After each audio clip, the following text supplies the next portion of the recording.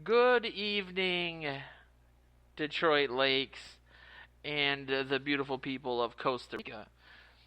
This is the Vikings Territory Breakdown. I am your host, Joe Johnson, owner of the UFTA Sports Network, which is an amalgamation, I guess, of Minnesota, mostly Minnesota-based sports news websites like Vikings Territory, excuse me, Purple PTSD, excuse me again, uh, miniice.com, franchisetag.com, so on and so forth. You can find all those sites on any of those sites if you want to kind of click around and see what we've been up to this summer and what we got cooking for the rest of the off season. It's going to be an exciting 2021 year, and I couldn't be more pleased to be looking forward to that year with my friend, my mentor, I'm starting to think has a shell corporation in Costa Rica that I should be aware of. Mr. Joe Overly, how you doing? I'm doing great. And Joe, I know we can discuss this off the air because it's formatting that people really aren't really that interested in. But I think after we do our on-location podcast in Detroit Lakes, Yes. we have to do one in Costa Rica. Oh, for sure. Where our fans are. And I think we should need to put that in right away. And if if there's any bars down there, preferably beachfront resort type places, all inclusive, I guess. We're making a joke because when you run a website and podcast network, you get all these emails from places you sign up to especially when it comes to podcast track downloads, streams, so on and so forth. Because this show ends up in places that I didn't approve. I'm not against it. It's free advertising, but there's a site in India, actually multiple sites in India that post our show, and so there's a site called Chartable.com that shows you all these different charts from the globe. And in the last 2 weeks, the biggest sports podcast in Costa Rica was the Vikings Territory Breakdown. So we are on fire. It's all those Vikings fans down there. Just fleeing the state of Minnesota and not being able to let go, I guess. But strangely enough, the show I did with Wabi for a month, and that's been on hiatus for about 4 months, that he and I have been talking about bringing back, was like the fourth biggest sports podcast of the week in March, from an episode from like months earlier. So I have a feeling that it might not so much be how big, and I'm not bashing any of our work or anybody's work. I just think that the market is so saturated that any little numbers switch from this to that can really alter the landscape of what these rankings are. But it's still. I mean, Joe, you and I have been doing this, I believe, since 2016, and yep. Things have changed a lot in terms of our business and the types of things that we're doing and the cool people we get to work with, both newcomers to the industry, ex-players, ex-coaches.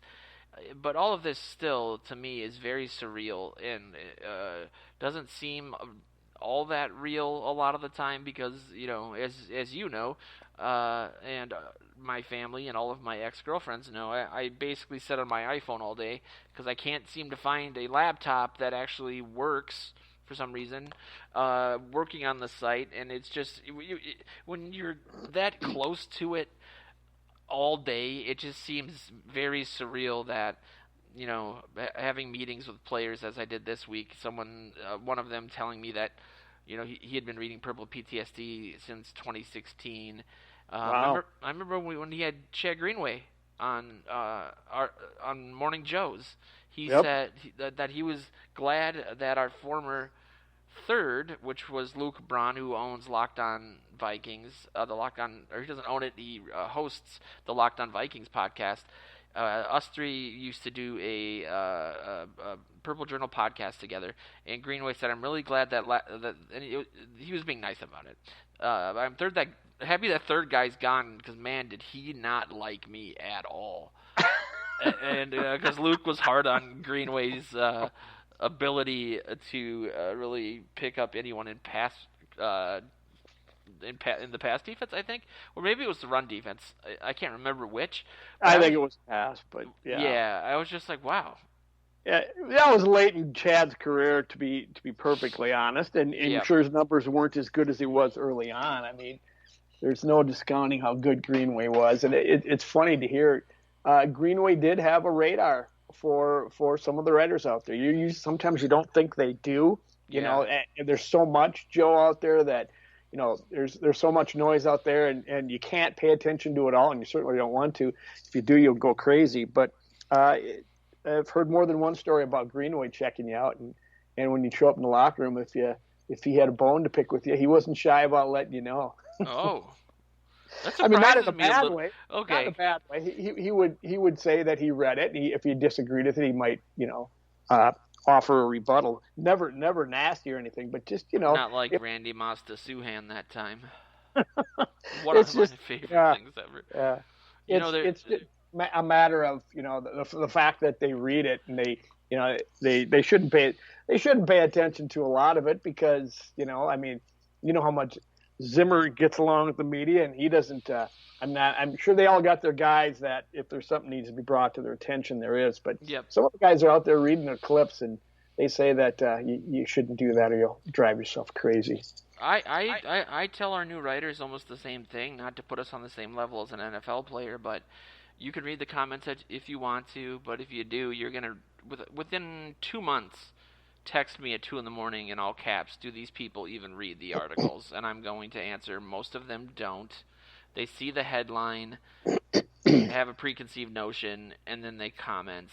I will say, though, in regards to the players paying attention to what we're doing, I've kind of had this series over the last year of any time that and I'll be completely honest, my former current-ish Vikings player, Stefan Diggs, whenever he would kind of go out of his way to bash Minnesota, you know, when he didn't need to, he got what he wanted. I don't know why he had to continuously bash the Vikings or whatever. I would just respond, you know, and try to pick apart his argument as to what he was mad about, why it didn't make any sense here, and you know, be a little snarky, but nothing awful.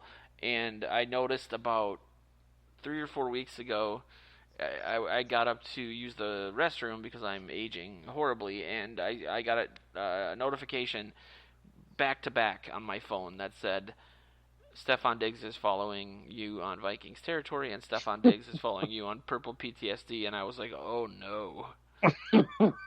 What have I done? And part of me wants to be like, you know what, Steph?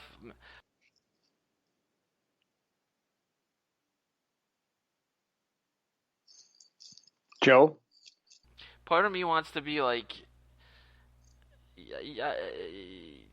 I don't dislike you as a person. You are clearly a loyal guy. You know, that ESPN article said that, you know, Stefan Diggs will be your best friend unless you cross him. Don't cross him. And that's kind of, I've been told, my personality when I was younger. So I'm just protecting my state and the team that I love. But I don't know your side of the story, really. If there's something that you would like to tell the fan base, you can come on our show. Well, yeah, that's a great point. But, you know, it's this whole new social media, Twitter and what have you. Twitter's immediate. And Twitter's fun for anybody that, you know, just to have as a Twitter feed and follow stuff. So, you know, these players are human. They're going to do it. Yeah. And now they can respond in real time. Whereas if someone wrote a story about you in the Tribune in the cart and buggy days, which I come from, that it wouldn't be until maybe later in the week you showed back up out there at Winter Park, and they'd want to have words with you, or someone would pull you aside and say, hey, what's this about? But now, if you want to, you can get right back online and say, hey, dude, you can follow somebody and can watch them from afar and see if they're flaming you and what have you. So I honestly think that's 99% of the appeal of Twitter. I don't think a lot of people, honestly, at least that I've seen, and I was really late to the party on Twitter. As a lot of people know, I talk a lot, and 140 characters was not gonna happen with me, and it would make me frustrated. So I didn't really get into it from a personal perspective. None of my friends did either, but I was a little bit older, 6 years out of college, I think, at that point, and so some people can belch 140 characters, for crying out loud. Yeah, no, but I think I don't think there's a ton of people who use Twitter for like what they would Instagram or Facebook. I think a lot of people like, at least from a sports fan perspective, the reach that they feel connected to these guys because they could say something and maybe the guy will see it and maybe then they can talk. It's a really cool resource for that reason. I've actually been kind of kicking around an idea as for more of a local version of Players Tribune, because I don't think Players Tribune is as well known around the sports world as it should be, and I think that's because its model's a little different. There's not that many NFL players or players in general, save for guys like LeBron James, that like hyper passionate sports fans that would read something like that, would want to read stuff like that from their teams, local teams. Mm-hmm. There aren't that many NFL players that are on the level of wanting to read their perspective on going 6-10.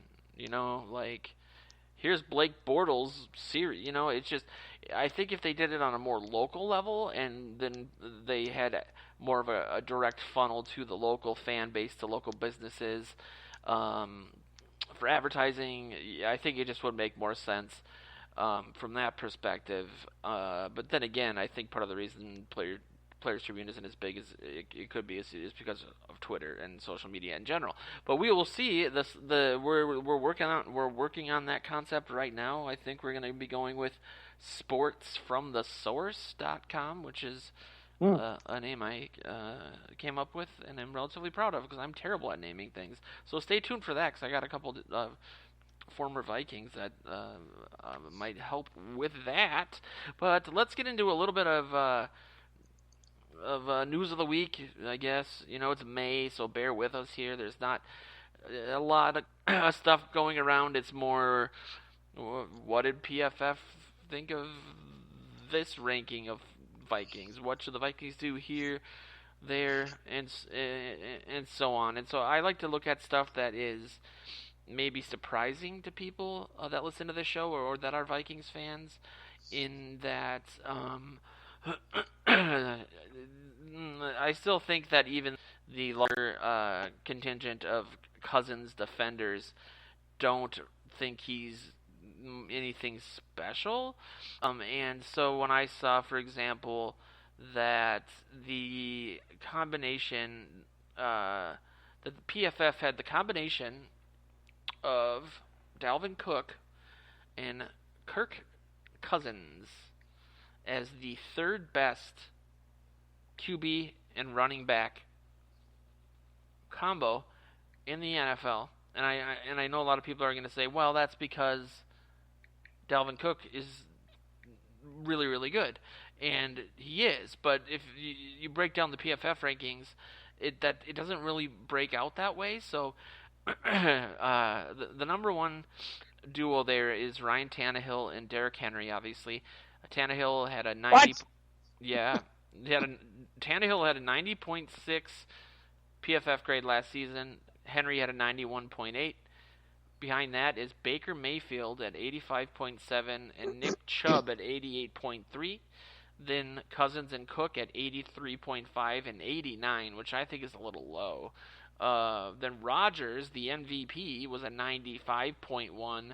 Aaron Jones was a 75.6, so clearly they were penalized there. And then Patrick Mahomes was a 91.8 to Edwards-Hilaire's 77.2. So who's the top? It's Tannehill and Henry. Yeah. Right? Oh, Yep. because they're both in the 90s. Okay. Yep. Yeah. But it's just, it goes. I don't know. It lends itself to being basically in the mid 80s is a good thing, right? I mean, it's something that if you're only a few points behind a guy like Mahomes or even Baker Mayfield, this up and coming guy, less than, it's just, I don't know. You guys, everyone knows what I'm going for, and I'm really not going to go around the Cousins isn't getting enough respect because I've done that the last two episodes, and I don't want to do that. Do you like Cousins, Joe? I didn't know that. You know what? No, this has all been reverse psychology. I just think that the I'm more going to use it to continue to stay on this Vikings positivity bandwagon that I joined earlier post draft, and there was an article written by our very own Dustin Baker that got me into the idea of the best wide receiver to running back duo, and his was more the best NFL triplets in quarterback, and then 1-2 punch at wide receiver. And that made me think also, what if you were to do, well, we can do that after. But obviously Cousins, Jefferson, and Thielen have to be near the top of that list. Wouldn't you say, like, even maybe perhaps more so than the running back one? Because it's hard to also have, to have the 1-2 punch at receiver versus having just a good quarterback and a good running back. Yeah, it's one of those pieces that's designed to get clicks, and because you're ranking, some people love the rankings, and it's designed to cause arguments, so you get more clicks and more comments and such. And there's nothing wrong with that. That's part of the biz. That's what we do. It means nothing in the long run to me, anyway. You know what I'm going to say. When they win something, then I'll call them the best. When they win a Super Bowl. But just off the top of my head,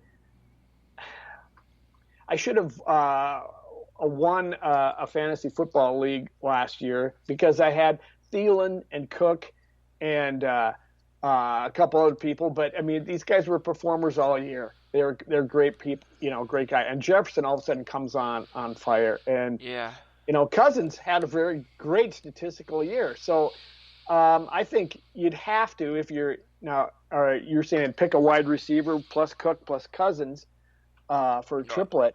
Oh no!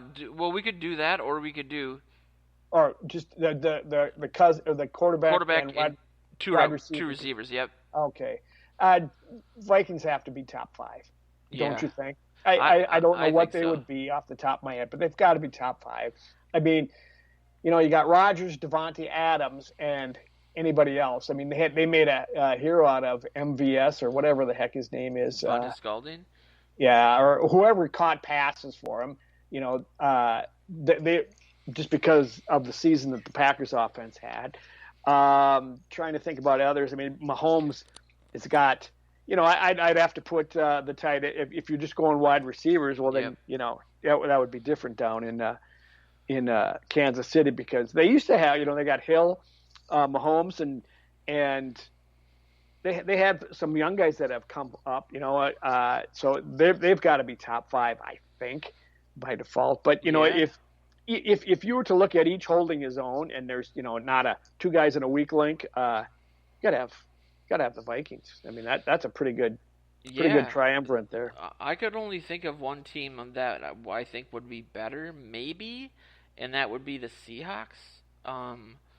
Russell Wilson, Tyler Lockett, and DK Metcalf. That's very good. Yep. I would have to say so. I think in years past, having Julio Jones, Calvin Ridley, and what's his Boston College? Matt Ryan. Yeah. That they would lead the league.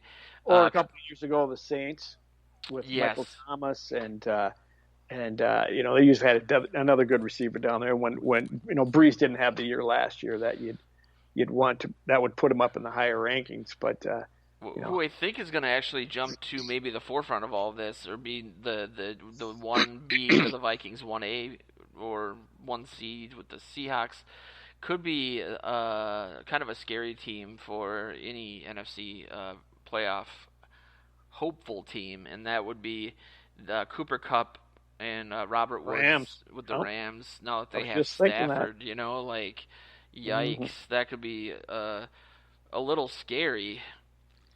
Yeah, it could, and Stafford knows how to throw to decent receivers after throwing with Megatron for how many years. So, yeah, that's a very good call. They're gonna step up offensively this year. And who's their running back? And they got rid of their stud a while, from years past. Yeah, they had a bunch of guys last year that Cam Akers, I think, was one of them that came out. They got injured last season. They just had like a bunch of different guys last year, but I can't remember who I ended up keeping on my fantasy team at the time.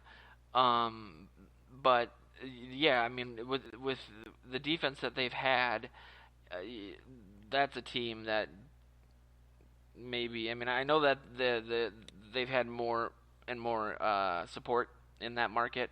I think they definitely will continue to have that support moving forward with this team. But I will be interested to see what Stafford can do with pressure, expectation. Yep. Right. Yeah, that's a good point. He's been able to just win his 8-9 games a year and almost make the playoffs and then take the rest of the season or the rest of the year off. But it will be different for them out there. They do play in a tough division. I mean, the Cardinals are good. The Seahawks are always good, and the 49ers. So it's not going to be, in that regard, it might be a little tough for them, but they got a great defense. So the expectation should really be high for that team. When you think about it, that's a heck of a trade they made, and it will really be fun to watch and see how things work out. And you make a good point. I mean, that division, whoever survives it might be, battle tested for sure. Absolutely. It reminds me a little bit of the NFC North, depending on what happens with Justin Fields. If he just explodes onto the scene, and this division becomes a 3-headed monster, it could really be a gut punch for Vikings fans who were 2 or 3 picks away from that pick. They could have, traded up, moved on from Cousins somehow. We would have forgotten about, I know we've had this argument that they wouldn't have been able to make the moves on the offensive line, but we've also made the argument that Cousins' 2022 contract is untenable. And so maybe it could have made some more sense the more that I've thought about it to make that trade. You aren't able to land, Darisaw. You might lose a first-round pick next year. But then, again, in hindsight, if Fields turns out to be this headache for the next 10 to 15 years, you're not going to think a lot about missing out on those picks. And yeah, but you never wanted to not. I mean, you hear the reason they did it because the cost was too high. They had a chance to trade for him, and it was just too much to do so.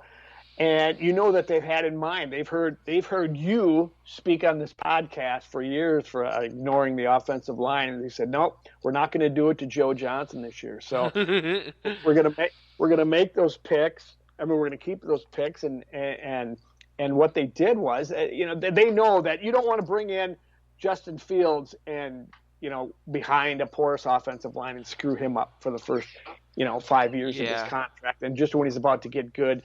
You say, oh, well, he's a bust, and he goes and he leaves, and someone else does. So I understand why they did it. I mean, in hindsight, you kind of – we've all been wanting forever on this in this fandom to Vikings fans to have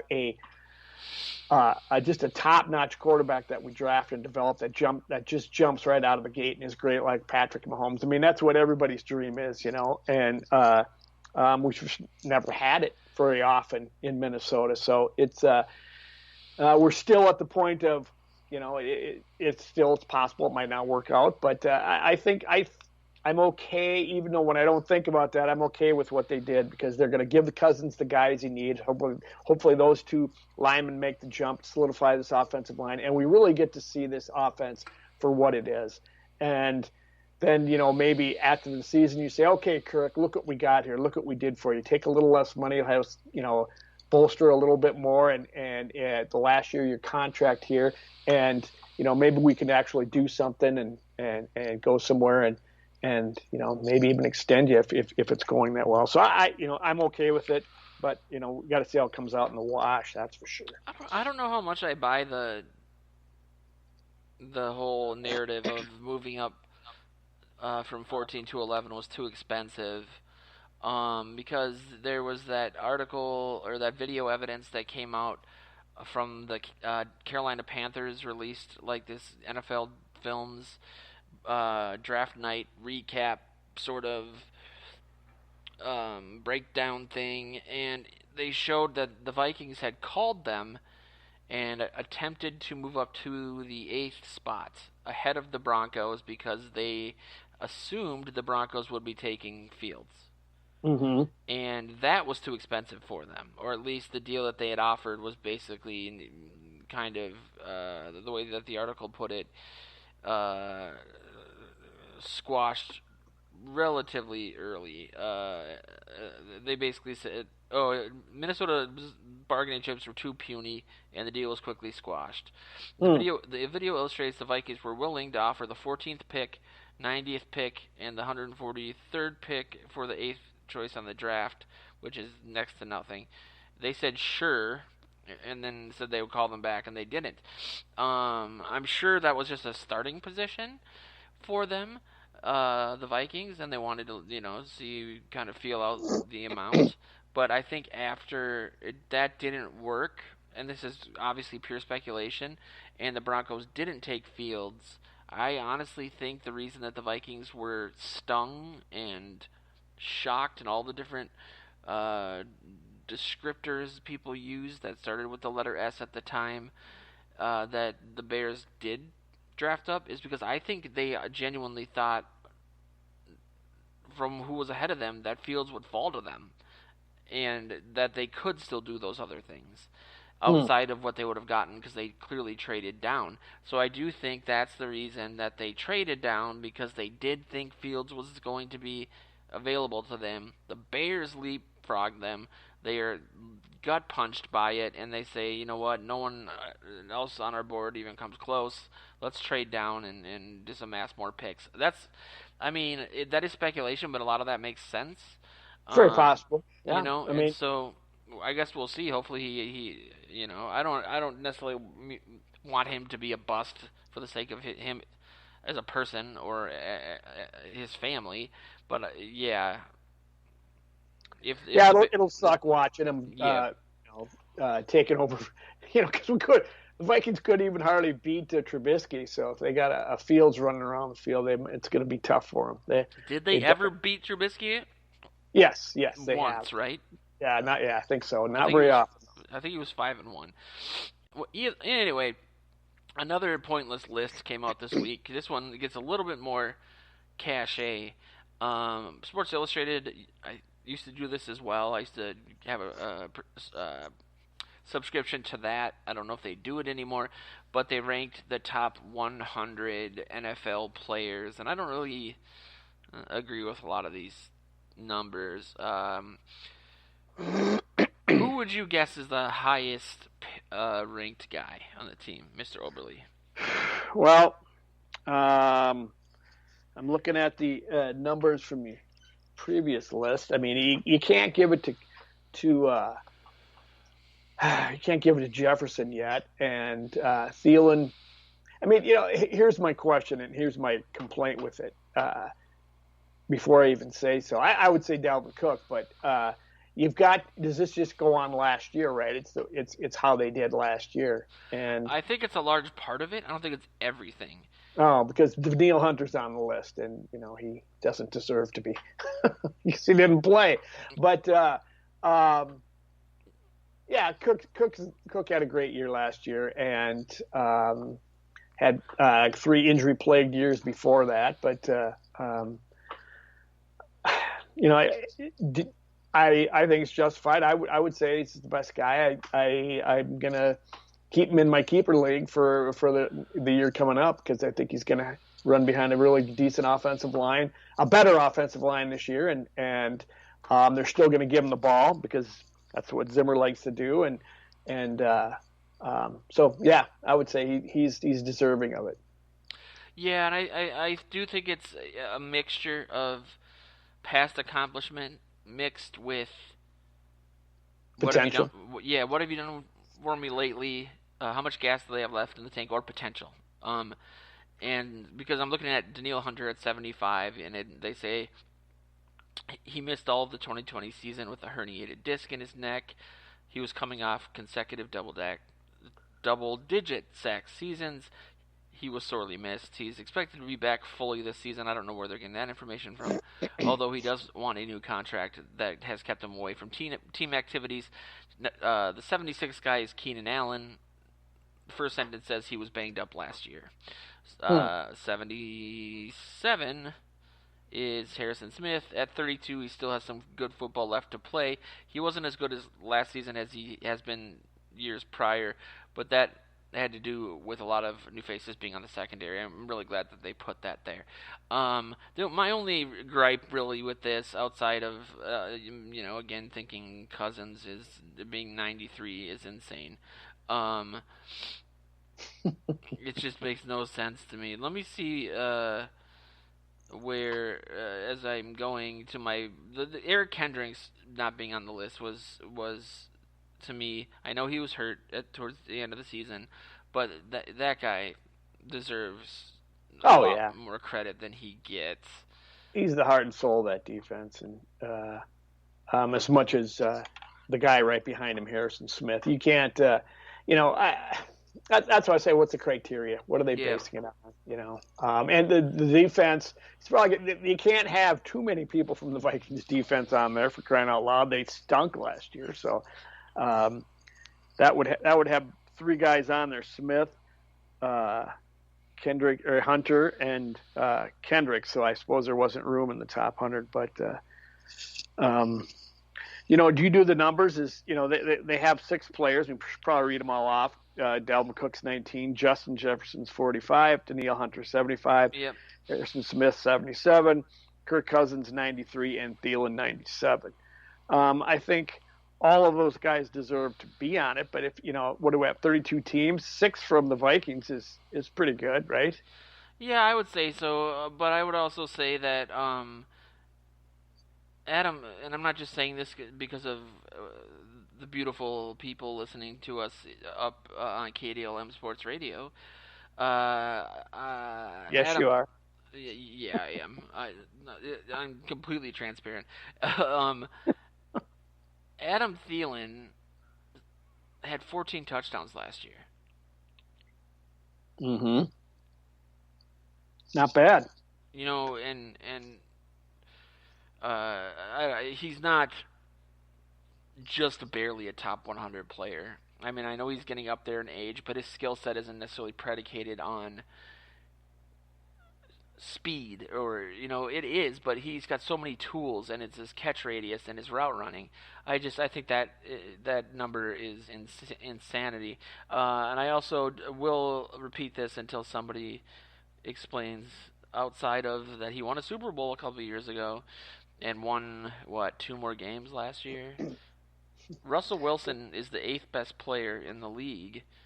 He played loose and free early in the season and had an MVP start. He cooled some down the stretch, but he remains capable of winning an MVP award. Kirk Cousins is 93. Okay, he's not that old. Sorry. He has the situational awareness of a World War I veteran. But no, they both had almost an identical season. statistically. Yeah, and the only difference is that Russell Wilson bitched and moaned about not having pass protection when his pass protecting unit was 14th and Cousins' was 29th. Is that what they said in the description? No, I don't think so. No, but you get what I'm saying.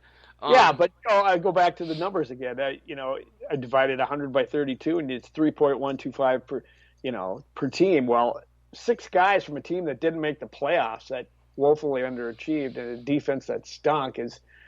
What are you going to do? I mean, there's only room for so many guys, and they got to put. I know. I'm just saying Cousins shouldn't be that far behind some of these.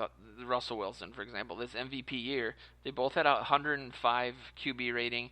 They both had 13 interceptions. Cousins had about 80 more yards passing, and I think Cousins had 35 touchdowns, and Russell Wilson had like 39 or something. Well, you're just making the point that, and well done too. It's not just based on this past year because and that they're basing it on his reputation and Russell Wilson's reputation. Where Cousins doesn't have it. Cousins has every bit as good a year as Russell Wilson. You just stated it, and if it's it's kind of silly to come out with them every year and not base it, weight it towards the year that you're naming it. Yeah. It doesn't make any sense, really. Yeah. Danielle Hunter should not be on the list. He just shouldn't.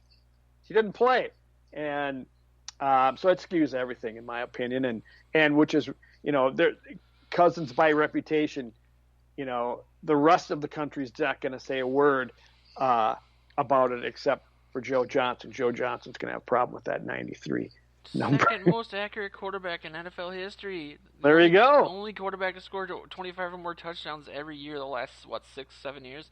Blows my mind. Are you angling for to go into business when he does retire because he's got a lot of money that he could? I just think there's a good ring to Johnson's Cousins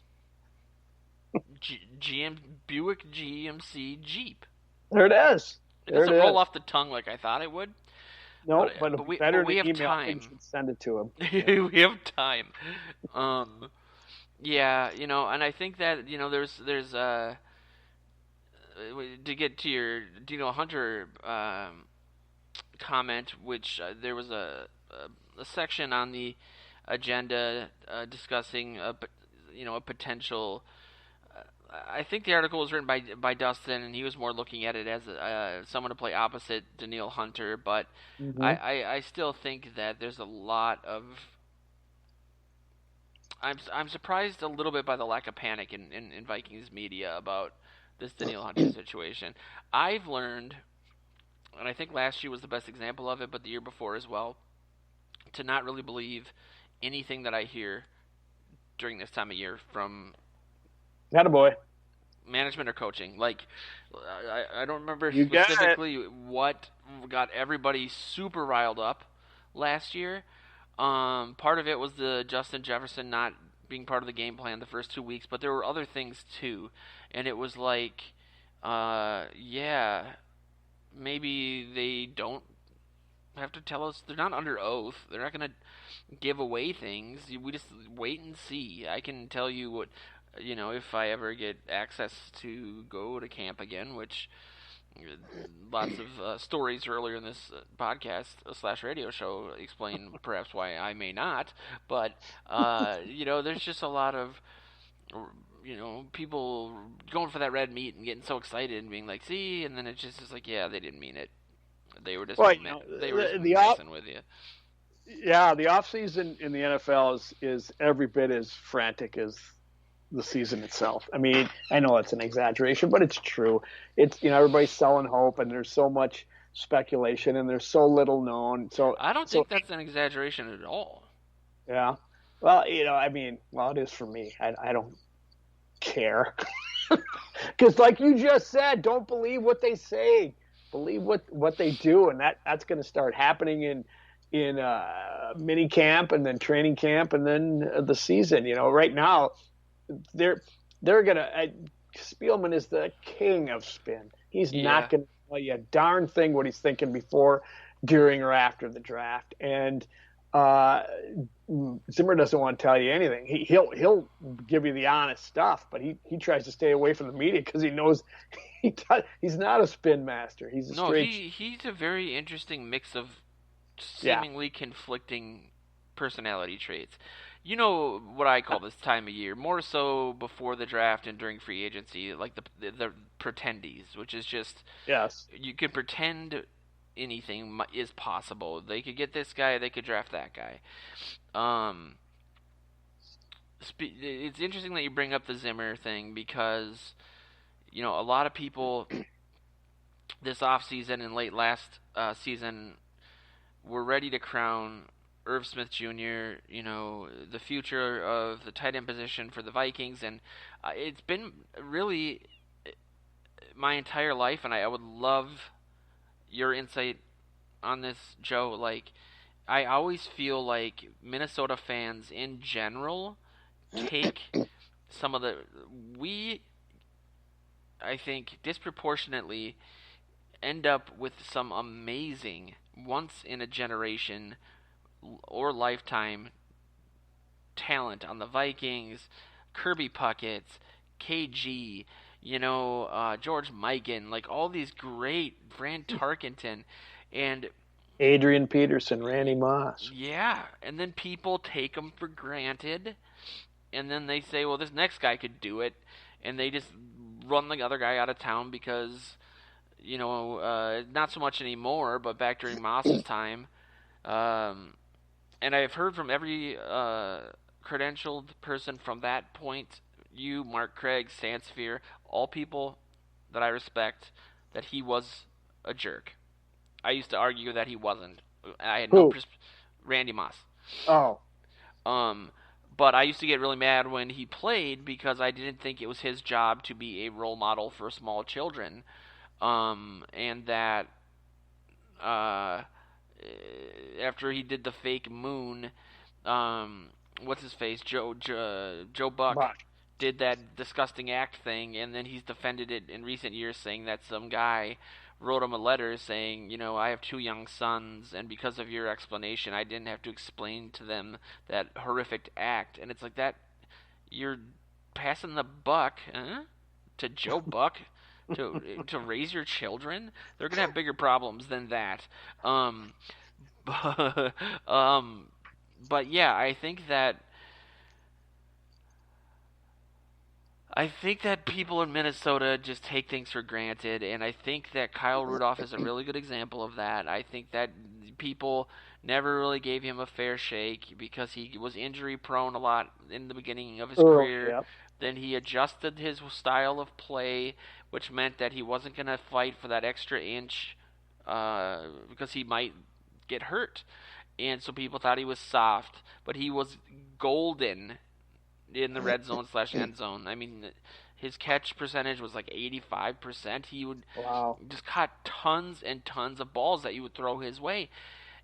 And Irv Smith Jr. is more of a hybrid wide receiver tight end, and everyone's saying he's going to be this great sort of Travis Kelce-esque blah, blah, blah. So Zimmer comes out this week. Somebody must have asked him something in that regard, and he says, honestly, the question was about a larger role in the offense for Irv Smith. And he said, honestly, I don't think it's a bigger role for him whatsoever. I think it's a bigger role for Tyler Conklin.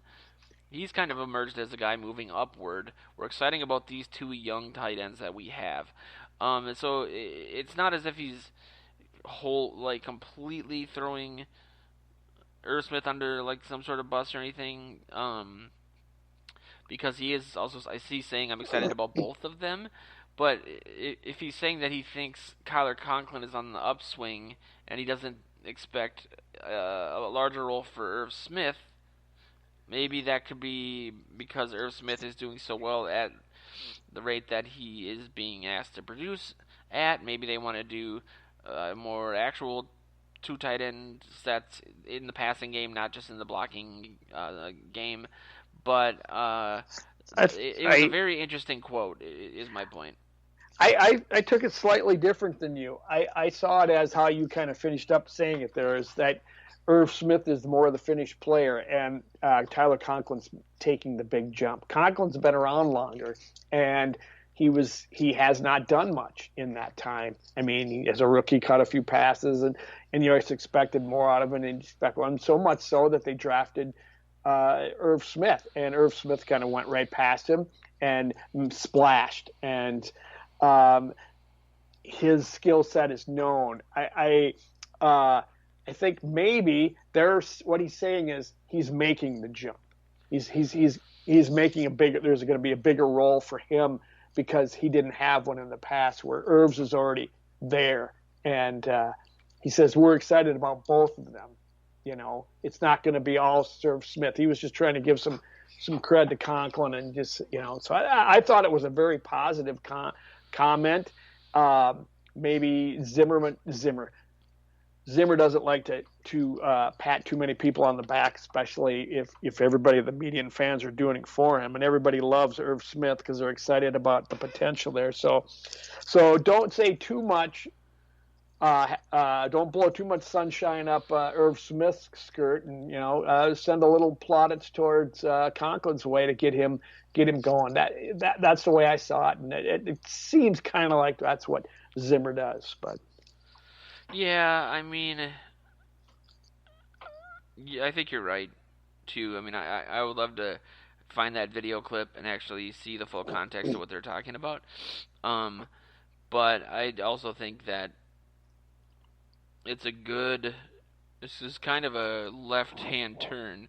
It's a good reason why you don't, like I've said, take things for granted because, again, Cousins isn't perfect, but Mond has struggled in minicamp and rookie camp. His fundamentals are all over the place. He is a project. Yes. I'm not saying anything other than he is a project.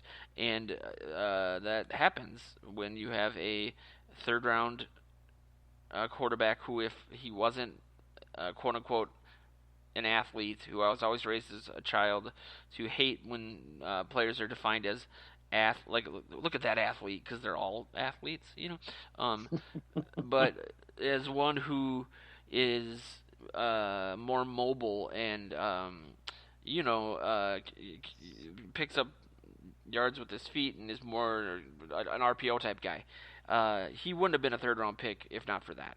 And so the Vikings are looking to develop the rest of his game at a time when they have what we just discussed, this logjam of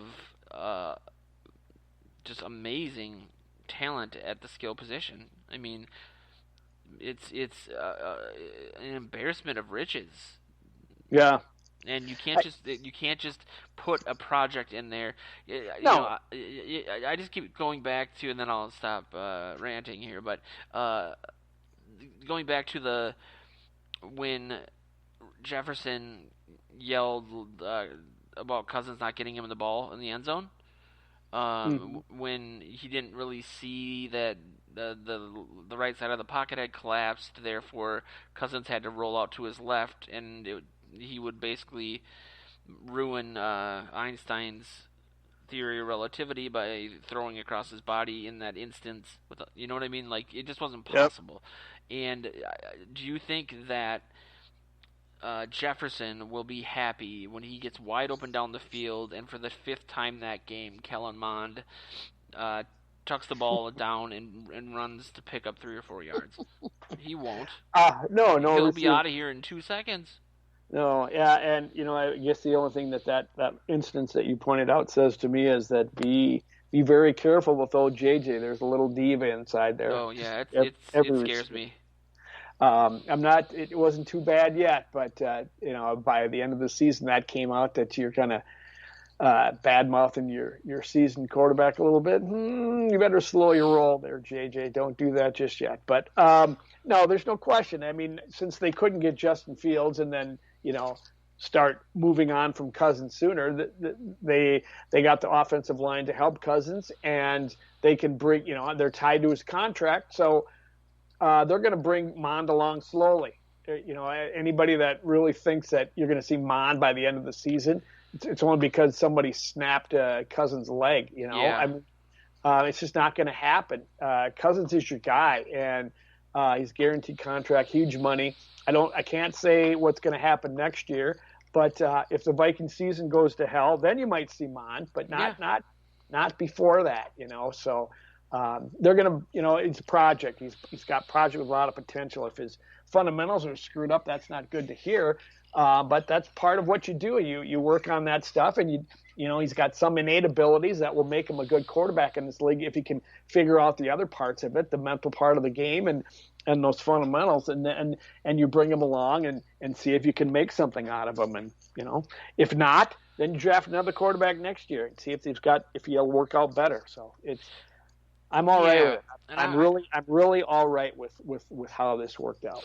And I was going to finish with this story that we covered last year, which is a prop bet that multiple betting sites do each year, basically saying ranking each current head coach and assessing a money amount to each. If you were to give $100, you would receive X in return if this head coach is the first head coach fired in the NFL. And last season, Zimmer was really high on that list, like second or third. And this year, he's fifth. And instead of going into that, you brought up something that I think is a much more interesting sort of talker, in that, with Jefferson and keeping an eye on what he's doing from a diva perspective, what do you foresee? And this is so just mean of me to just. This is such a deep philosophical question. Just throw at you.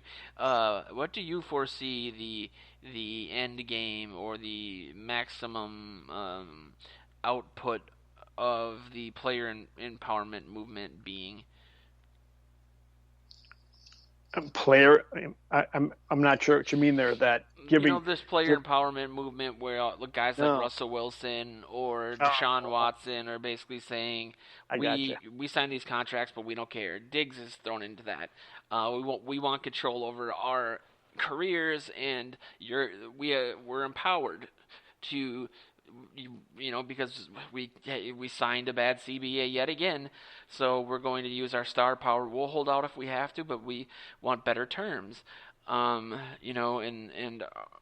always go back to Chris Cluey coming on to our show years ago, and I asked him a lot about the rookie kind of symposium and how it was kind of fishy that during that weekend where you're supposed to learn all about being in the NFL, they have these, guys come in that are just pitching franchise, like, sign up for my restaurant franchise, to a bunch of 18-year-olds who just made millions of dollars.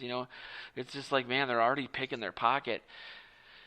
And he said he agreed, and he said that one of the main reasons that the NFL has the worst CBA of the professional sports is that they can't, if they threaten to strike, the owners will laugh because they know most players live check to check. Yeah. And so they have to keep working. And so that's where the player empowerment movement thing came from, I think. I think some of the bigger names who can afford to not go check to check are taking it upon themselves to say, if I don't want to be here, I'm not going to be. But the other side of it is, don't sign like with Diggs, don't sign the contract then. Like, if you thought that Dalvin Cook was them betraying you, then why did you sign the contract to stay here? You didn't have to. That's a very oversimplified explanation of it, and I've described it in my article so people can find it if they want to. But, do you think it'll lead to a new CBA? I mean, I can't imagine the NFL owners are just sitting by right now ignoring what is turning out to be something that overlaps with race equity, socioeconomics. I mean, it's such a dense, interesting issue, and that's why I said it. I apologize for raising it at last second with no prep, But I think it'll just be a new CBA that is more fair for the players. But I wasn't sure what you thought of it. I come from a union background, so I'm all for collective bargaining. And I'm all for the players, working hard to better themselves. The owners are all billionaires, generally speaking, and they have it made. By the same token, I have come to understand, as much as I'm a defender of labor, ownership is required, and you have to make sure that both are happy in order to make it work. It's I'm not saying anything nobody knows here, but it's the way I feel. So I feel you have to figure out how to get yourself a better deal. And I don't know if it's the players union's leadership that's hurt them in the past. There's definitely they have gotten the short end of the stick, year after year after year in these CBAs. I think you're right. I think it could lead to a new CBA. You get enough people that are pissed off, and see what Diggs is. He was smart enough to know I'm going to complain at some point, but I'm not going to complain until after I get my contract, so I can keep playing and keep getting my money. But I'm going to complain and maybe try to direct things later. So that's why he signed the agreement. When he saw something he didn't like, he pulled like they did out in Boston, Paul Pierce. You get Kevin Garnett in here, and then you get Ray Allen in here, and you get our championship team. You build your own team, and they can do that in the NBA. It's much, much harder to do that in the NFL. So I say more power to them. I don't like to see the unrest because I want to watch football games. But by the same token, I want to see the players get their due because they're risking their life and livelihood on the field. And in there, and some of them I always go back to talking to Matt Khalil when it comes to concussions. He said, we knew what we were in for when we signed up. So and he's the kind of guy that got what he could early to get out and to do something else. So Robert Smith. Roberts is another one. So I'm glad that there's enough people, hopefully, that can maybe change things if they get enough people together, banded together, crabbing about stuff. Yep. And if it causes Aaron Rodgers to get out of the NFC North, all the better. But it'll be interesting to watch, and it's something that you and I will probably have to talk to about as this stuff goes on. For sure, and it is very complicated because the NBA has 11 guys on the roster. The NFL has way more players, but it also generates way more revenue. Yeah. And I don't. There have been things that have happened that have been improved upon that have made me feel kind of like, and I'm not just saying this to sound like some good guy, but I remember watching the Will Smith concussion movie and being like, I support this. Like, they're driving by his house, threatening his family. This is insanity. Yeah. And it's a credible source. So I also grew up in a union household. My dad's worked for the postal union since before I was born. And if not for that, I had a really great life growing up. And I really believe in that. And I think that's what, I don't want to get too political, but if anybody wants to really look at the decline of the middle class, you can look at a couple different things, but there's the direct chart of of middle class wealth and well-being and the rate of union membership, and you could put one over the other and they're almost identical. And also look at the difference between when the postal union was the number one employer in the country versus when it was replaced by Walmart.